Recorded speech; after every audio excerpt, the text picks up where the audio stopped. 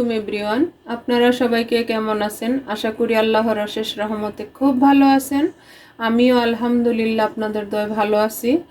তো আজকে একটা রেসিপি নিয়ে আসলাম, সেটা হলো খেজুরের টক মিষ্টি চাটনি। তো এই চাটনিটা দিয়ে আমরা পোলাও, বিরিয়ানি, ভাত বা পরোটা সব কিছুর সাথেই যায়, তবে পোলাওর সাথে সবচেয়ে বেশি ভালো যায়। তো এই চাটনিটা যদি একটু ভালো লাগে আপনাদের, তাহলে আমার চ্যানেলটাকে সাবস্ক্রাইব করবেন, লাইক করবেন, শেয়ার করবেন এবং কমেন্টস করবেন। আর আমার প্রিয় ভাই বোনেরা, সবার কাছে আমার অনুরোধ, একটা করে অন্তত লাইক দিয়ে যাবেন যারা সাবস্ক্রাইব করছেন। আর প্রথম থেকে শেষ পর্যন্ত ভিডিওটা দেখার সবার কাছে আমার অনুরোধ রইল।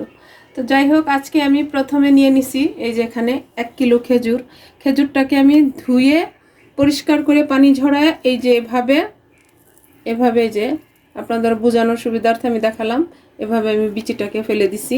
এই যে দেখেন, এই যে এখন আমি এটাকে ব্লেন্ড করে নিব। এখন এই ব্লেন্ডারে দিয়ে আমি এটাকে একদম স্মুথ একটা পেস্ট বানায় নিব। এখানে একটু পানি দিয়ে দিব, পানি না দিলে তার খেজুরটা মিহি একটা পেস্ট হবে না। এই যে দেখেন, একদম মিহি একটা পেস্ট করে নিছি। তারপরও এটাকে আমি ছেঁকে নিব। এখন এটাকে আমি ছেঁকে তারপর আবার বাকি যে খেজুরটা আছে সেটাকে আবার ব্লেন্ড করে নিব। এই যে এখন ছেঁকে নিব এই বাটিতে আমি। এই যে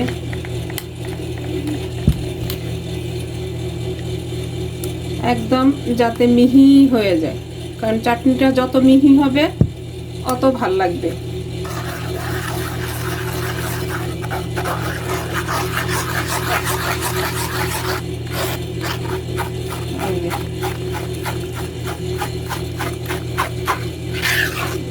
চালার কারণে এই যে একটু সাবা এটা রয়ে গেছে, এই যে যাতে এটাও না থাকে। এই যে দেখেন, মাশাআল্লাহ একদম স্মুথ একটা পেস্ট হয়েছে। এখন আমি বাকিটাও এইভাবে ব্লেন্ড করে পরে ছেঁকে চুলায় চলে যাব। এই যে দেখেন, খেজুরের পেস্টটা আমার একেবারে স্মুথ, একদম মিহি একটা পেস্ট হয়েছে। আর এরকম কিন্তু মার্কেটে কিনতেও পাওয়া যায়। তো এখন আমি চাটনিটা বানানো শুরু করব। অলরেডি চুলায় একটা পাতিল বসাই দিছি, চুলার জালটা আমি মিডিয়াম করে দিব। এখন এখানে আমি 1/2 কাপ সরিষার তেল দিব। বিসমিল্লাহির রহমানির রহিম। একদম অল্প উপকরণে আর সহজেই হয়ে যায় এই রেসিপিটা।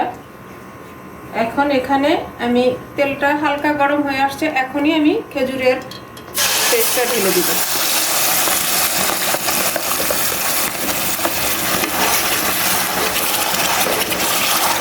এই যে, আর চুলার আঁচটা আছে মিডিয়াম টু লো এর মাঝামাঝি। এখন এখানে একে একে বাকি মশলাগুলি আমি দিয়ে দিব। প্রথমে সামান্য একটু লবণ দিব, যেহেতু এটা মিষ্টি, টক মিষ্টি হবে। এই যে দিয়ে দিলাম। তারপর দিব 1/2 কাপ চিনি তো দিতে হবে। আর খেজুরটা আমার বেশি মিষ্টি, যার কারণে আমি কম দিলাম।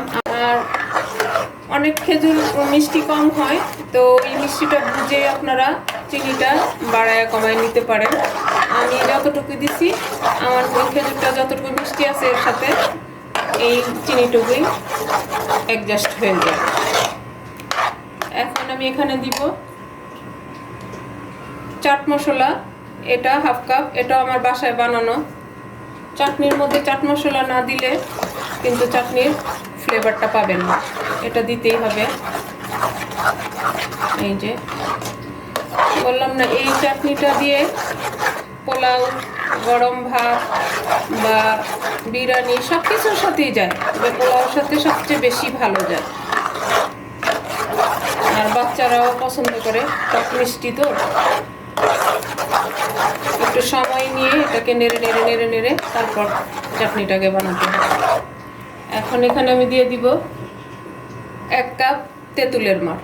এটাও আমি তেঁতুলটা ভিজায় তারপর বের করে নিচ্ছি। এই যে এই তেঁতুলের মাড়টাই টক টানবে। এখন অনবরত শুধু আমি নাড়তে থাকবো। এই যে দেখেন, মাশাআল্লাহ লুকটা যেমন সুন্দর, আমি একটু চেখে দেখছি তেমনি টেস্টি। এত টেস্টি, মানে বাসায় না বানালে বুঝতে পারবেন না। এই চাটনিটা যারা আলু বোখরার চাটনি খাইছেন তারা বুঝতে পারবেন, সেম টেস্ট আলু বোখরা আর এই খাজুরের বা খেজুরের চাটনিটা। এই চাটনিটা একবার বানায়া আপনারা 1 বছরের জন্য ফ্রিজে রেখে খেতে পারবেন। এটা বললাম না, সব কিছুর সাথেই যায়। এই যে, আর রান্নার সময় একটু হুঁশিয়ারে রান্না করতে হবে, কারণ এটা অনেক ছিটে। এই যে আমি চুলার আঁচটা একদম মিডিয়াম করে দিছি, করে আস্তে আস্তে নেড়ে নেড়ে এটাকে আমি বানাই নিব। তো প্লিজ আমার ভাই বোনেরা, কার কার পছন্দ হলো আমাকে কিন্তু অবশ্যই জানাবেন। আর এসব চাটনি তো অল্প বানানো যায় না, কারণ আমার এখানে তো ভাবিরা আছে, সবাই আছে, সবাইকে নিয়েই খাবো। কিন্তু দুঃখের বিষয়, আমি আমার প্রিয় ভাই বোনদেরকে দিতে পারতেছি না, এটার টেস্টটাও বুঝাতে পারতেছি না, তাই না? তো আমার প্রিয় ভাই বোনেরা, এই খাজুরের বা খেজুরের চাটনিটা একবার বাসায় বানালে বুঝতে পারবেন, এবং আশা করি ইনশাল্লাহ নিরাশও হবেন না। মাশাআল্লাহ, লুকটা কত সুন্দর। এখন এই পর্যায়ে আমি দিয়ে দিব 1/2 কাপ ভিনেগার। এই যে এটা দিয়ে এখন আবার আরো 5 মিনিট এটাকে নেড়ে নেড়ে রান্না করব। এই যে দেখেন কেমন ছিটে, অনেক ছিটে। এটা যখন বানাবেন তখন একটু হুঁশিয়ারে বানাতে হবে, মানে ছিটে তো অনেক গরম, তো হাতে যখন আসে একদম, এই যে দেখেন হাতে যখনই লাগে তখনই লাল লাল হয়ে যাচ্ছে। এই যে 5 মিনিট এটাকে আমি নেড়ে নিলাম। মাশাআল্লাহ, এটার যেমন ফ্লেভার তেমন খেতে টেস্টি।